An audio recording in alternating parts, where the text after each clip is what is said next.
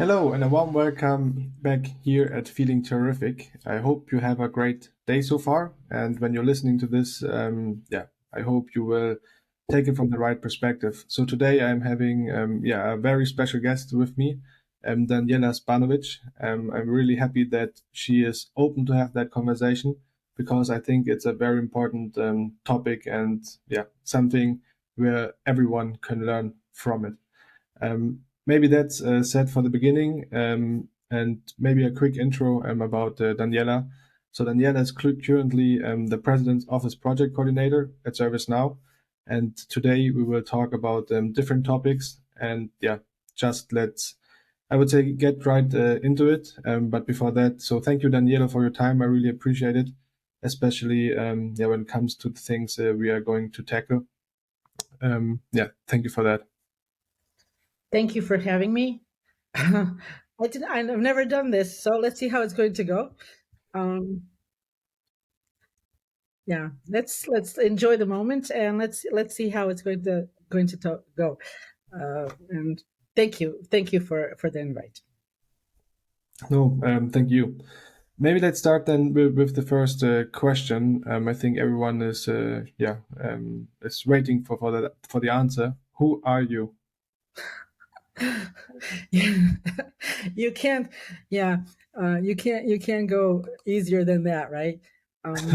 Yeah, I think it's a very complex question, and it's I think it's connected to your own identity, and the identity is the it's a system. It's like a big layer of your memories, your values, what you come into a family, all your experiences, all your feelings, all your thoughts, your relationships that you build through your life, and it's all one big picture. But it's constantly, developing, and it's constantly growing, and it goes into phases. And sometimes you're this, sometimes you're that.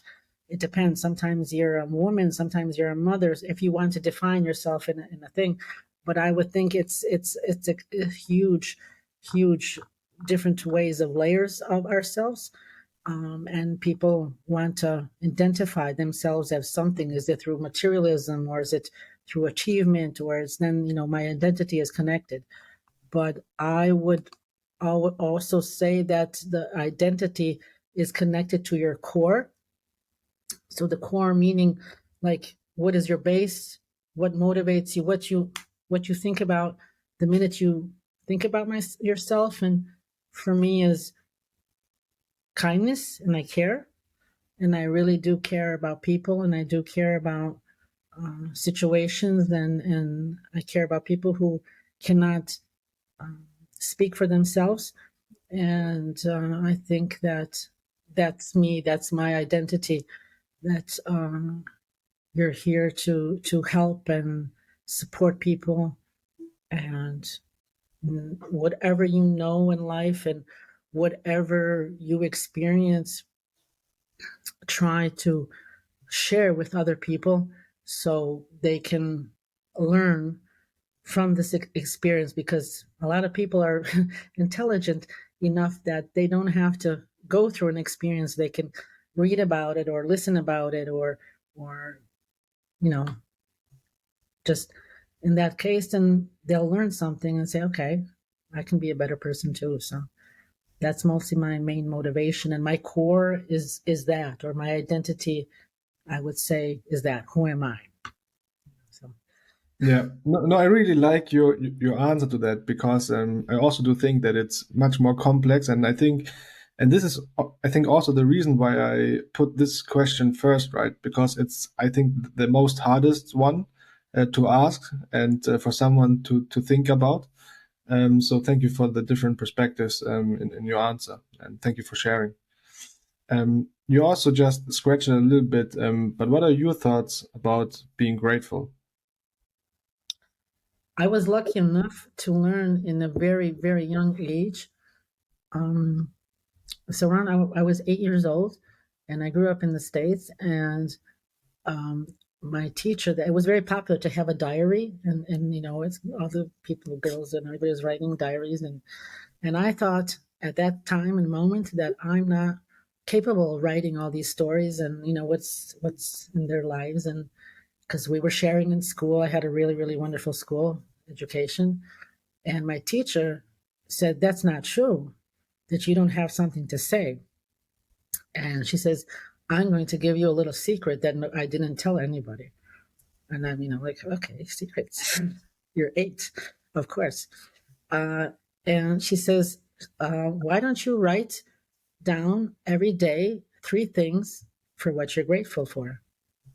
And I said, I really don't have anything to be, I'm happy, it's not. But she says, go deeper into it, think about it, and write every day. So I started doing that when I was 8. I'm 55 now. So, and all these years, I've been doing it. So in the beginning, I don't know how many notebooks I had, like, a lot. And every evening, I would write 3 things, situations, people. I'm grateful. I'm so grateful that I met this person. I'm so grateful that I read this book, and I'm grateful for, and just describe a little bit of how it goes. And then sometimes in life, you have to move and something happens and you lose all your notebooks. Then you start again. And sometimes something happens in your life. You go live through a war. You don't have your notebooks anymore. And then you have the gratitude in your brain and you know how to do it. And this is a discipline. So it's a very, very, and you're grateful at the moment when everything is good. And when you know how to do that, when everything is good and wonderful and beautiful in your life, because we all have these ups and downs, right? It cannot always rain, and it cannot always be the sun, and it cannot always, things change. And so that's how our good times and our bad times and these things change. So basically this, you learn to practice gratitude as a discipline, like a high top sports, athlete. Everything's about the practice.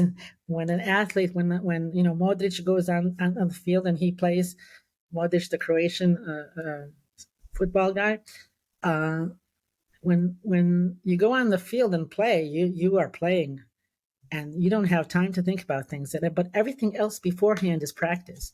So gratitude is a practice, and when something really terrible or difficult happens to you, then you have the discipline to continue and to say, okay, I am grateful for a glass of water. I'm grateful for, there are many things that you can be grateful for. You think about it, you find them, you search for them, you go deep inside yourself and you find them. Again, is it a person? Is it a situation? Is it your own self? People forget to go like this most of the time, Um, so, yeah, it's a combination of many things. Yeah, yeah, I really like what you just said. Practicing gratitude as a discipline. I'm This, wondering, would you agree when I say that, or what do you think? That practicing gratitude as a discipline can be a lifesaver. yes, yes, it can. I am very, very, very convinced it can, because when you are in very deep experiencing something that is, let's say, not usual, you find this moment that you say, okay, what am I grateful for? If you have a family, if you have friends, if you have something warm, if it's cold, if you have, there's so many things, that very moment, I know, it was raining and you're cold and it stopped raining and the sun you see. So I'm living now in Dublin, and yesterday and the past 2 days it was 19 degrees outside and it was sunny, and you can feel that beautiful warmth on your back around noon when it was sunny. It's wonderful. It's really wonderful. And that's all you need, is that to feel that warmth of sun. It can make your day so much, and you're grateful for it, because there were days before, there was 2 days it was raining. So, it depends. If you want to whine and you want to complain about something, we all have something to complain about. we all have something to whine about. It's just, I'm not 100% optimist that I'm like, oh, everything is rosy, and it's not. There are a lot of terrible things happening in the world. And I don't believe looking through, rose colored glasses, but a positive, an optimistic viewpoint can save your life, or maybe motivate somebody at this specific moment. You never know who you're inspiring. You never know who. I've got that so many times in my life that someone would say thank you because they heard something, or I told them something, and it was just that moment that they needed to help themselves. So, if you give an example that you understand things, and nothing is always great, but we're humans. We're not created to be perfect. We're humans. So it's not an easy job to be one. Yeah. Yeah. And also when yeah, I mean, I can nothing add to that, but what I would like also to highlight is that what you just said, right? It's about, I mean, having the discipline, practice, and gratitude is one thing, I would say, right? So doing it every day, and not thinking of it as a burden, right? More like a gift. And then when the time comes and you have that moment where you need to remind yourself and, yeah, try to keep on track. I mean, I think it might be that in that case, then you don't necessarily need it in the written form, right? But as you said, you have it in your brain. It's in yourself, and Yeah, that's I much don't more write it. powerful. I don't write it anymore. Because I have it in my brain every day. I still do it. So it's my, I wouldn't consider it, once I told somebody, and oh, it's like praying.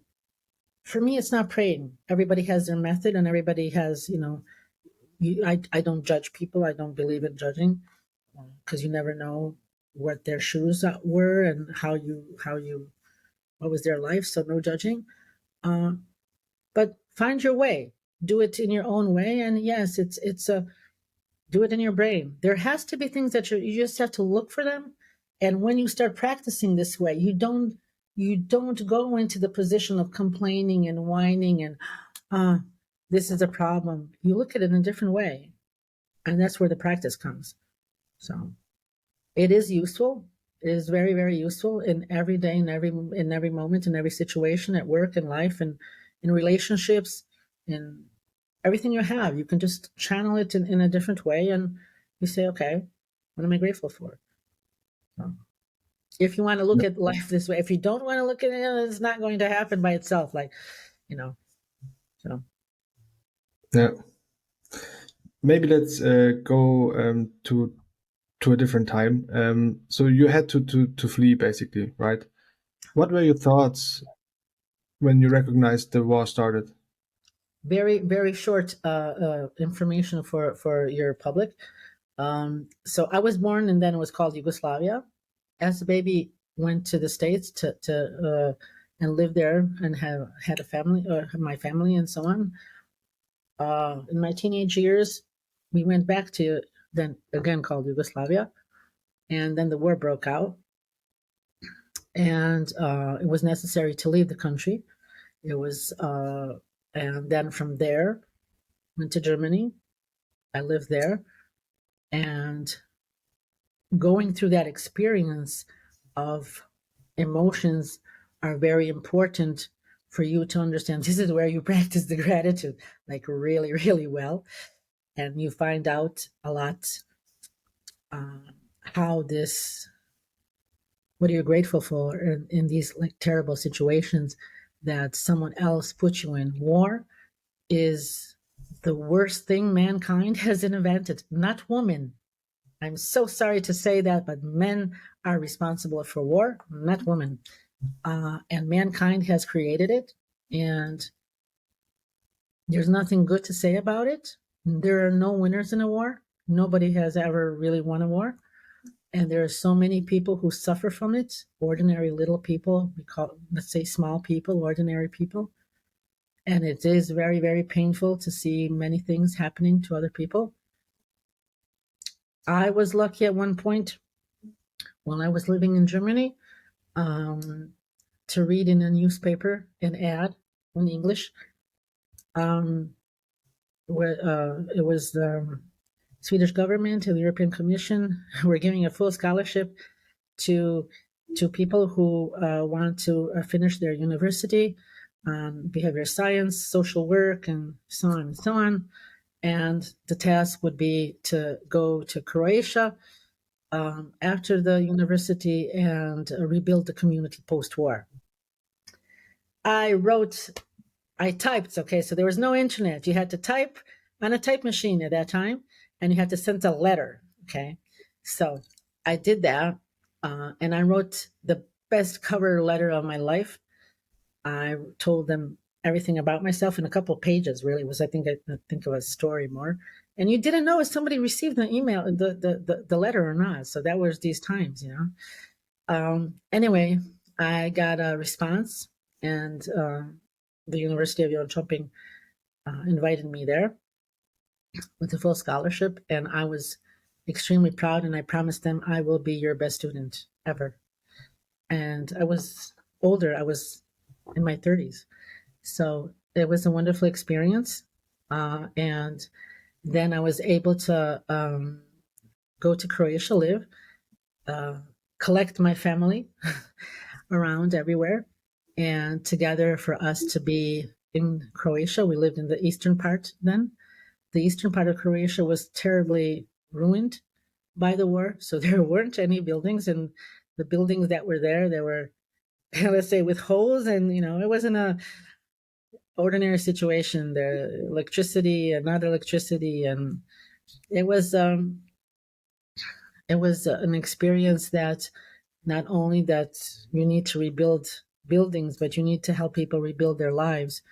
And you have your own personal experience to share with them as a refugee that you can really tell them, okay, I know how it is.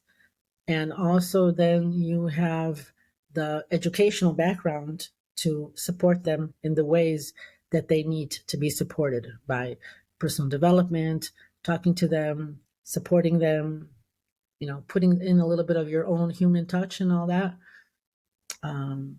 showing them how to be grateful for some things and so on and so. So it was a wonderful 12-year experience doing that, rebuilding the community post-war. And you do various things. We created concerts, and that was interesting, when there was difficult to find music and collect people and do things. I did lateral quizzes with people, with the community every week for 12 years. So that was also an interesting way to collect people. And you learn a lot about post-traumatic syndromes. You learn a lot how people react to pain, their own pain, living through something, their family has died or they lost, someone lost. Because at that time, everybody lost somebody. It was, post-war, it was a lot of drugs on the street, a lot of things happening, and a lot of people needed support and in various ways. So I like to say that there are a lot of good has happened through those years, and there are some wonderful people who I supported through those years and are around the world. I don't know, doing beautiful things of being professors or teachers or doctors or mayors or and I'm very grateful for that. Yeah. No, I really like how gratitude is a partner of yours for the whole time, and what impact it can have, right? And especially as you mentioned it in such moments, right? Um, you also mentioned it or scratched it regarding emotions, right? How did you feel, or how were you dealing with the emotions when you were going back to Croatia at this point of time? I'm a person that is very present. So you know that the situation is the way it is and you accept it. If you know that there's nothing that you can change at that very moment, you just live through it. Sometimes the emotions are um, deeper, some are not, but you just, I don't know, maybe it's my personality. I can't tell somebody how to do something because everybody experiences things in a different way. But for me, is that I am very present. Even now, talking to you, I'm not thinking about something else. I'm really, really focused on you. So again, at that point, at that time in my life, again, that's the past now. So I think it's the past, the present, and the future. So the past, you have to reflect, to learn from it, to I don't believe in something in bad experience in the let's say in the classical way that people do. I think that you either learn or win in life. That's how I experience life. And every time that maybe is not so to your advantage, I will call it a learning experience. And okay. So the motion is again caring, kindness, gratefulness, and that's the motion. Okay, and you build from then on further, and then you come to the present. So every moment is a present moment, and when you are in the present, you are very focused, and you don't go into but I don't go into the complaining mode or panicking mode. I don't panic. So in the worst situations in life, I do not panic. I'm very, very calm. I'm very, you know, I don't know why. Again, probably my personality, or is it experience, or is the gratefulness that is evolving from all that? I don't know. It's just the way I am. Everybody's different, so that's me. And I probably, when I talk to people, I just like, here's a little bit of emotion, or put a smile on a person. I'm happy. I'm really happy. When I put a smile on, so I'm so happy. And then you see it on me that I'm happy. So I'm a person that cannot, you see everything in my face. So yeah, when I'm happy, I'm happy. When I'm thinking, I'm thinking. So, and I think that the more you share this kind of emotions with people, they appreciate it because they know that you understand them without asking a lot of questions, or without going deeper into their space. Let's call it like that also. So Yeah, I don't know yeah, if you. yeah. No, and I mean, everyone who's yeah, watching to this, I would say, can see what you meant by that when you were saying that someone can see where you are at this moment because they see your face, right? But I think also when it comes to the voice, Yeah. just how you're talking is also transferring a message which is inspiring, right? So thank you for that, definitely. Maybe last question in that regard.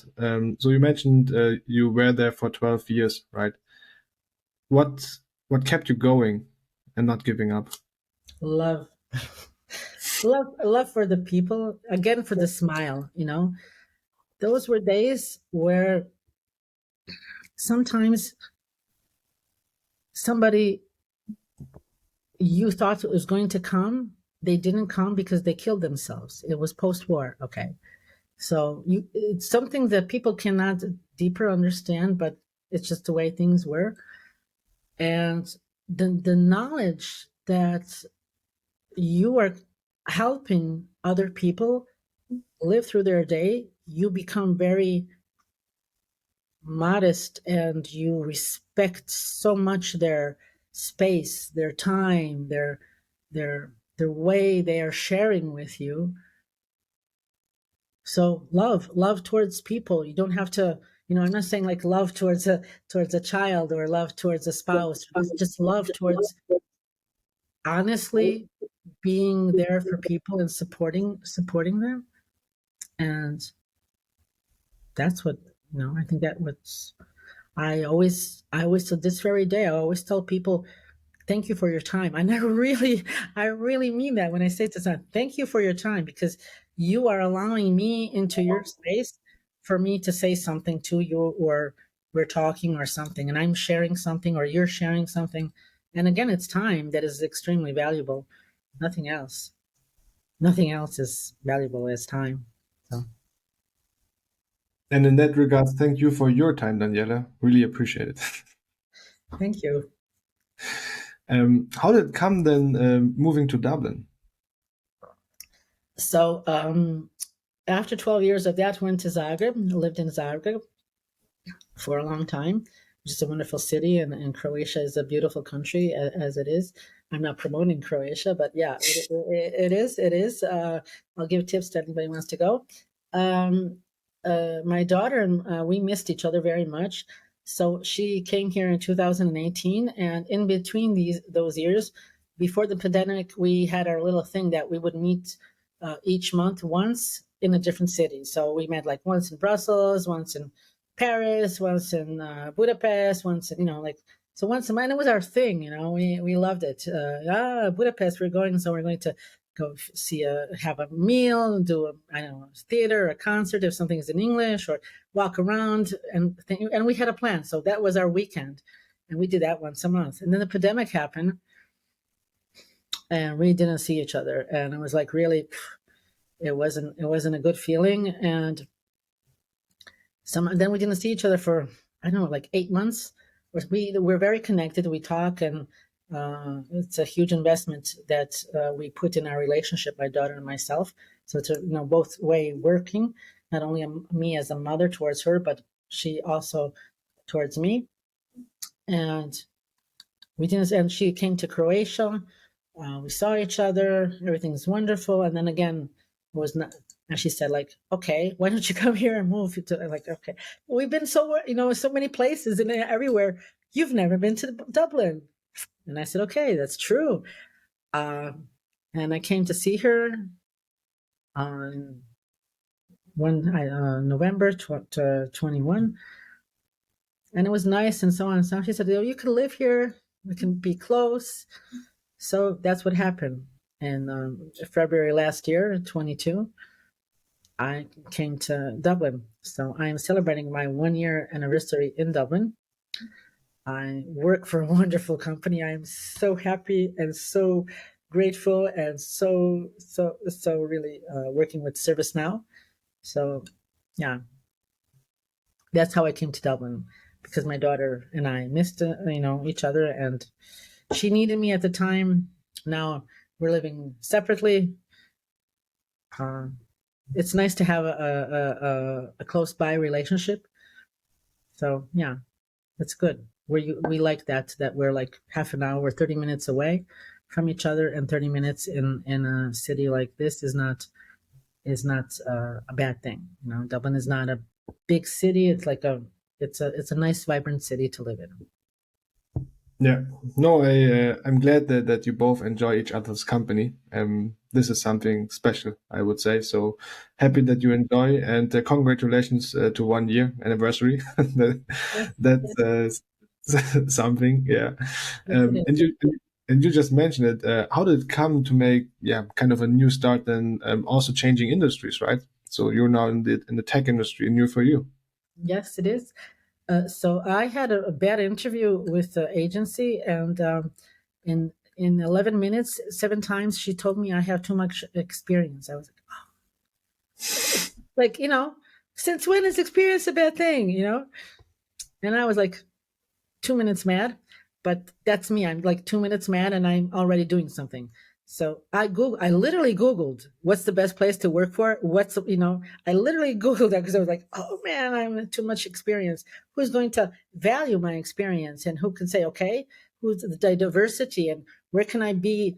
Where can someone use all this that I have, And then I saw there was ServiceNow. She's like, I have no idea what these people do.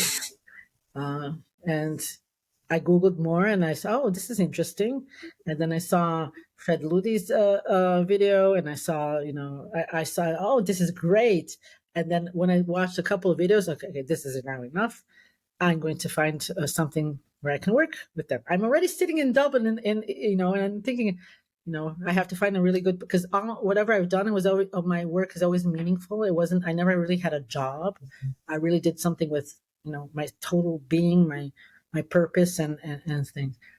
And then I saw there's a position for the president's office of EMEA. I can do that. I had no idea what I was going to do. Very honestly. And I talked. I had a great interview, and my interview, the recruiter from ServiceNow was a really, really good, interesting person, and it was like they went very quickly. At the same time, I told them I'm interviewing for another company that is very close, similar, and I only applied for 2 places, so it was like that company and ServiceNow. I'm like, I like ServiceNow a little bit more. And the interview, it was wonderful. So with the manager, who was now still my manager, I was very open, and I told her, I don't know this, I don't know. Excel was like everything I know about Excel. I learned YouTube is my best friend, so everything's on YouTube. So, and she said it's okay, really. You just have to tell us what you don't know, and it's okay. You're going to learn, but you keep your passion and you keep your enthusiasm and you do your thing. It's going to be great for all of us. Use your experience, strengthen yourself, and things that you're going to learn on the way, and just don't worry about it. Just be you, and focus. Where do I sign? I was so happy. I am still very happy. So the team grew, and the whole team is wonderful, really wonderful. I have another manager, and we're doing customer relations concerning the president's office, customer engagement, put it that way, and it's wonderful. And also, what is let's say my side job, or or something that I found that it was very necessary, was mentoring through the Next Gen program. So this is something that I do on a voluntary base when the program is active, and this is something also maybe I can talk or mention or something. As you just mentioned it, Daniela, what is it? What is Next Gen? So Next Gen is a part of our Rise Up program. So we're giving people opportunities that they maybe don't have, and or somehow maybe missed maybe in life, or they couldn't do something, and they're learning a lot about tech. We have a whole program, a lot of people who are supporting them through learning our system. They're becoming developers through ServiceNow and so on. So I don't know a lot of things about tech, so I don't do that. I do not know how to code, and nobody's asking me to do that. So nothing that, but they need a mentor in a different way. So my first mentors that I received were refugees. So the world is a very, very small place. So sometimes things just go around. And I accepted them, both of them, at the same time. So it was really wonderful and respectful to help them. And you help them in the way that sometimes people just need a little bit of encouragement, and they need a nice word, and they need some kind of, let's say, emotional help and support. You're in a foreign country and you don't know many things. You don't know, maybe you need a little bit of help how to write a cover letter. You need how to talk to somebody. You need just support. And this is what I've done. I've had mentees after the refugees. So till now, I've mentored 4 people in this 1 year. I think that we're starting again in June to have more mentees involved. And I think it's a huge privilege that, again, someone gives you part of your life. You get the insight, a little bit of people's life, and they talk to you, and you help them and support them. And I'm in contact with all 4 of the mentees. So I know when 2 of them got a job within ServiceNow development as developers. So that's something to say about our program, that our partners employed them. I'm very proud of that, and we're in contact. So they tell me things about their private life, something what's wonderful happening to them, and I'm grateful for that. Someone wants to share piece of their life with me, and they don't have to, because officially we're done with the program, but they still want. And I think I feel very, very privileged that someone wants to share their life with me. Yeah. I think reaching that level based on a theoretical program is something which is, yeah, next level, I would say. So, I mean, and besides your background, right? But going into such a thing with intrinsic motivation, I think that is a game changer.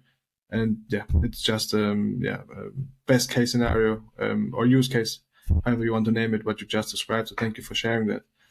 Um, yeah, maybe as a last question from my side. So you mentioned in a LinkedIn post of yours, and I quote, "In a blink of an eye, you can lose everything, and nothing will be the same. Nothing." It's true. It is true. That's why I live in the moment, because you don't know what's going to happen the next moment. You don't know what you're going to, you know. I've changed homes in my life. You lose. Not everything can be under your control, and this is when you know this, that you love and respect the moment, and you cherish it, because you do not know if it's going to happen again. This very moment will never happen again. Never. And then you know that you respect it, and you cherish that moment that you have, because, you know, I lived through an earthquake in Zagreb. So again, they're just like, you don't know it's going to happen. You do not know that, and you can lose something, and you can lose. So again, materialism. And they said, how much do you need? Do you need three cars? Do you need this? Do you really need it? How much do you need? How much are you satisfied with yourself? How much is important to you? And what is important to you? And what do you do? And then again, it's about being grateful that you have this special moment with somebody, because nothing can be the same if you lose something or somebody, and you know that, and that's why you cherish it. Thank you for that, Daniela. Yeah, maybe last question for today. So we are almost at the end of our conversation, right? Self-awareness, self-reflection, mental health, recharging, purpose. Buzzword bingo or what? I believe in self-reflection, but also to be kind to yourself, because when I worked previously with other people as a life coach and personal development, um, people are very strict to themselves. My daughter said I should write a book.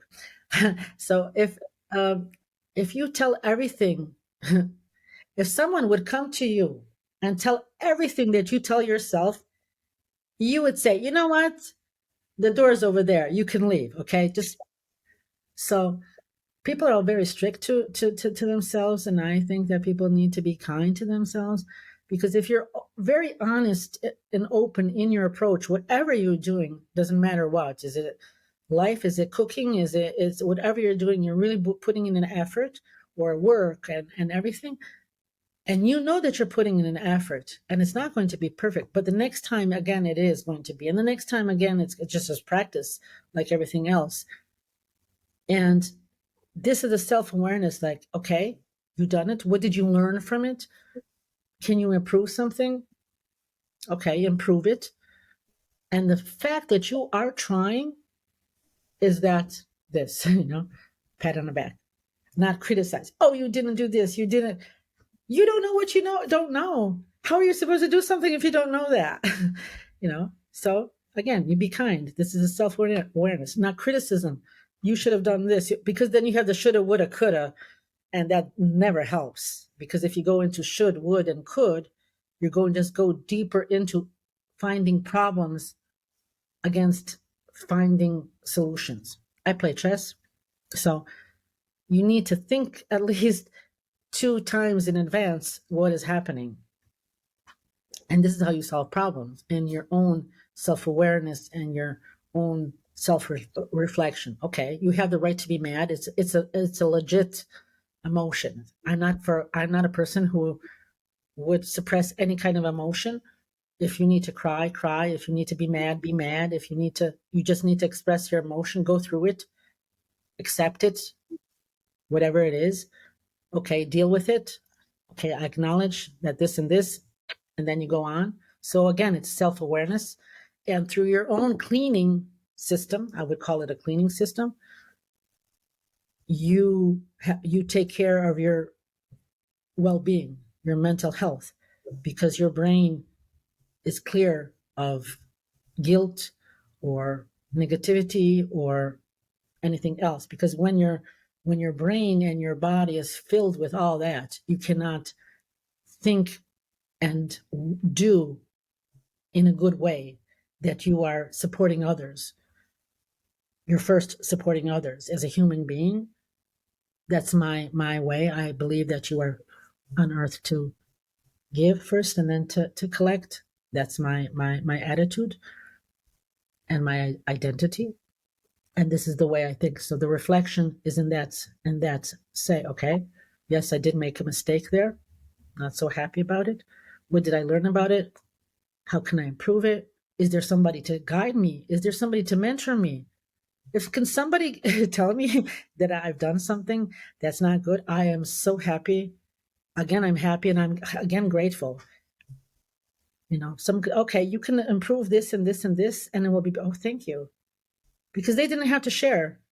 One of the beautiful things that I've learned in my life, that a professor told me, what is the meaning of knowledge if you're not sharing with people? And this stuck to me my whole life, and I very much believe in it. So if somebody knows that I'm not doing so great, please do tell me. Please do tell me. I would really want to improve because I care. So that's again the core. I care. I care about making an impact. I care about, doing something. That's why the purpose. We all, as humans, when we start losing our purpose or not having the purpose, what are we doing in our life? This is where we go into deeper thinking, unhappiness, maybe depression. But in this time and age, we have so much help that is available that could, okay, let's reach out, let's support. In ServiceNow, we have a lot of this support system. We cherish diversity. We have, wonderful mentors there, wonderful colleagues that you can always turn to, but also in your private life, who's there? Who's there in your personal life? Do you have this, this person or this, doesn't matter, counseling or something? I very strongly believe that, okay, if you don't know, somebody's going to maybe show you or guide you. I hope I answered your question. It did, and thank you for sharing it. It was deep, so thank you for that. Yeah, as mentioned, we are at the end of our conversation. Thank you very much, Daniela. I really appreciate it. Also, thank you for your time and open words, right? Maybe over to you for the last words. I hope that with all this, we, both of us, have motivated someone out there in the universe. This is your, let's say, baby. Baby in the way that you're doing something, you're creating something for somebody in your free time. So I have high respect towards that, because you don't have to do this. So that's why I even more respect it. It's not part of your daily job. It's about your free time.